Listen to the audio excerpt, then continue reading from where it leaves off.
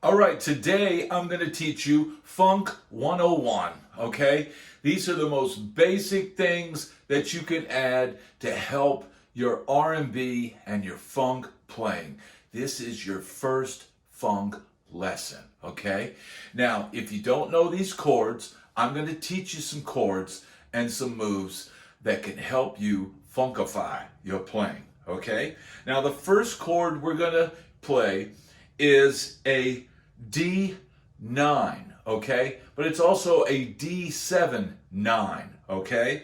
Now, at the 5th fret, you're going to put your second finger right here on the D, okay? Now, your first finger is going to play the 3rd of the chord, which is an F sharp on the 4th fret, right?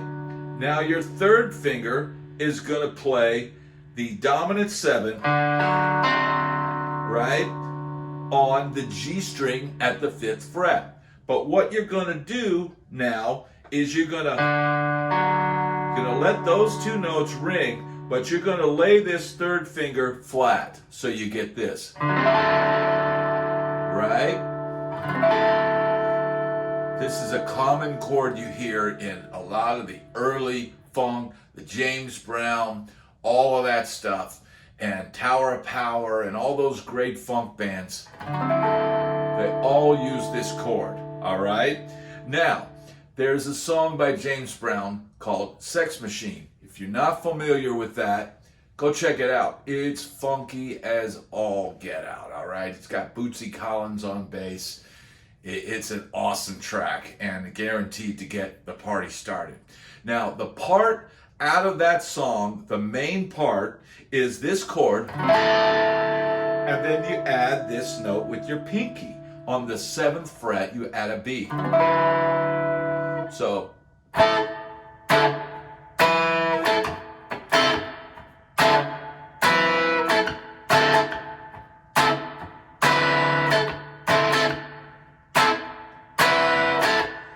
that's the basic part. And it's going to sound like this.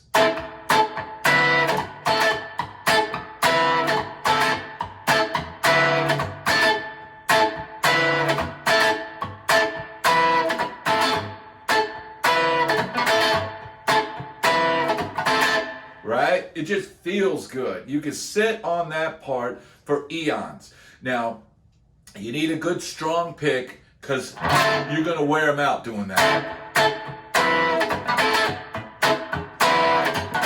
I used to joke that one day I was going to be in an old folks home and I wasn't going to be able to move my right hand from all the R&B gigs where I've gone,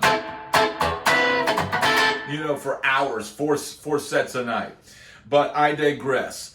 That right there, that little move is James Brown, right? It's Tower of Power, and it's lots of other funk stuff. So that's the first thing I'm going to show you.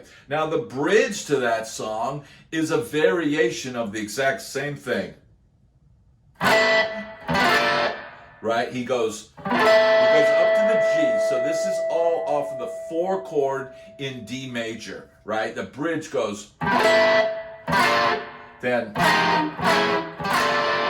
right? So he goes down a whole step and walks the same chord, right? So,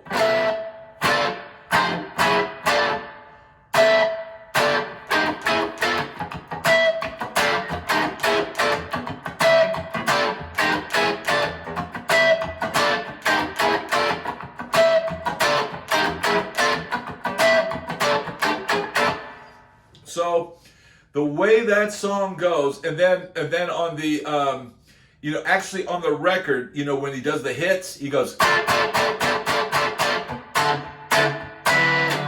Now, in different towns, people do different things. And in Nashville, a lot of times they'll play the 5 chord up. But I believe on the original recording, it's right? So, and you'd be vamping on this. This is a slow tempo.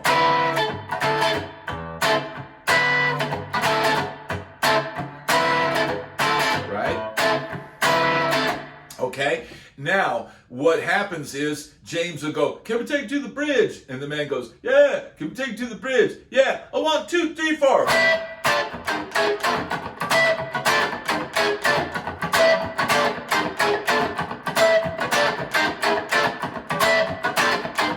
Hit me! Get up! Okay? So that's some James Brown style funk right there. All right? So now another thing that I'm going to teach you is this like A minor to D7 move, right? But this is kind of a Prince style thing, right? And what I'm doing is I'm making this my A minor, so I'm playing a G, a C, and then up here on the B string, I'm at the 5, 6, 7, 8th fret, 5, 6, 7, 8, 8th fret, and then 8th fret hitting that high D. So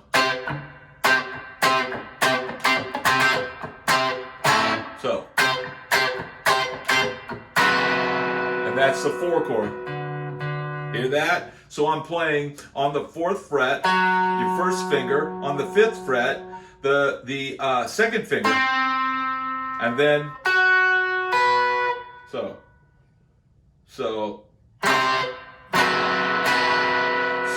check it out. So first finger, 4th fret, 2nd finger, 5th fret, and then barring the pinky across the B string and the E string. So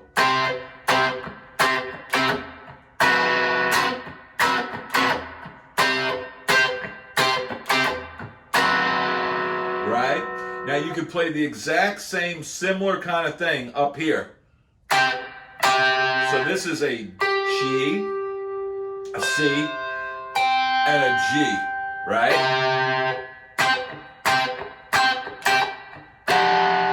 And then just adding that 3rd finger on the 12th, 13th, 14th fret.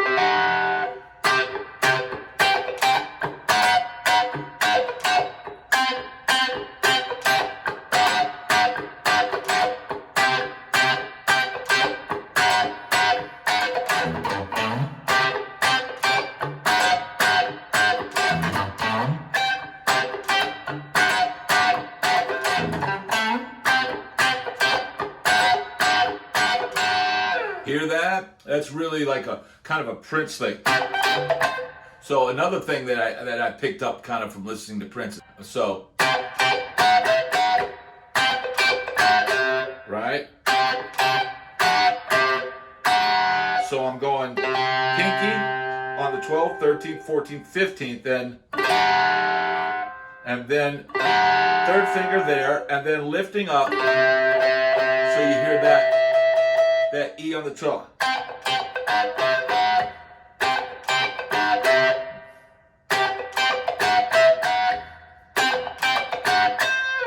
That's another funk move, all right?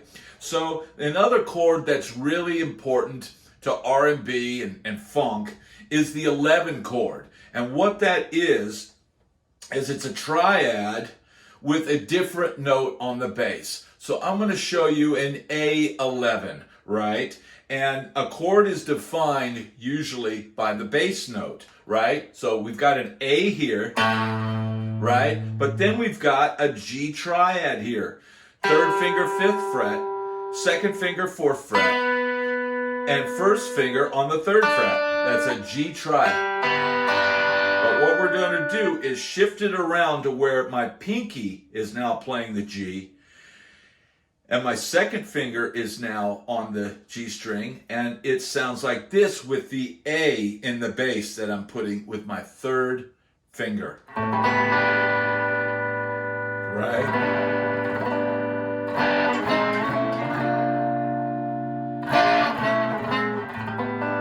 Just moving that chord around.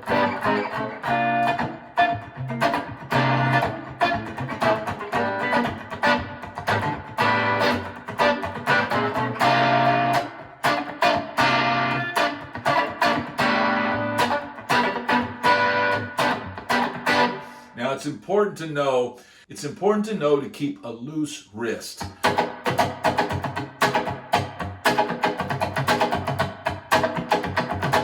You know, you don't even have to play a chord.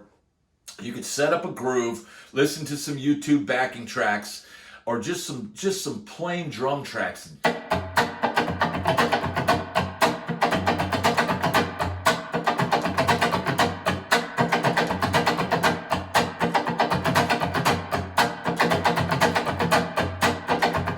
I mean, that's a groove right there. You could just do that and probably get a crowd to start clapping along because it just feels good. All right. Now let me think. The other thing that you can do in funk is, you know, is these single note things.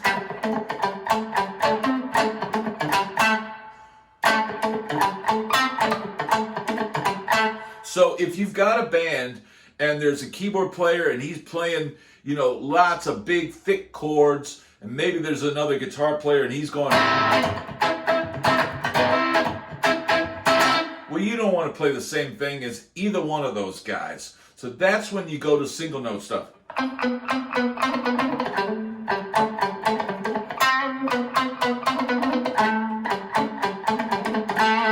all I'm doing is grabbing little bits and pieces out of that A minor pentatonic. Right?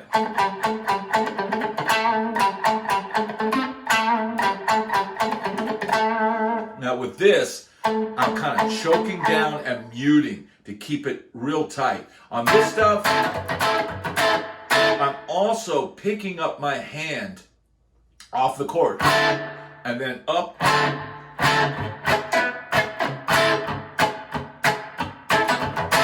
So only when I want the chord to sound in the rhythm. There's a lot of extra gunk and stuff that comes along with,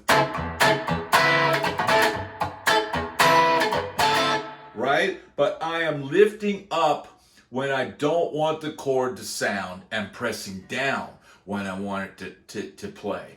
All right? And that's important to do because one of the most important things with funk guitar is note placement. You want it to feel good. You want the crowd to dance. And in order to do that, you've got to put it in the pocket, baby. All right?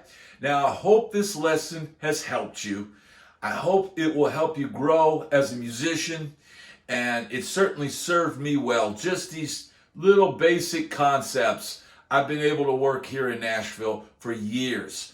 Just being able to do these little things right here and making it feel good. That's what it's all about. So if you'd enjoyed this lesson, please hit the like and subscribe button and hit that notification bell. And I'll see you on the next lesson. Thanks for watching.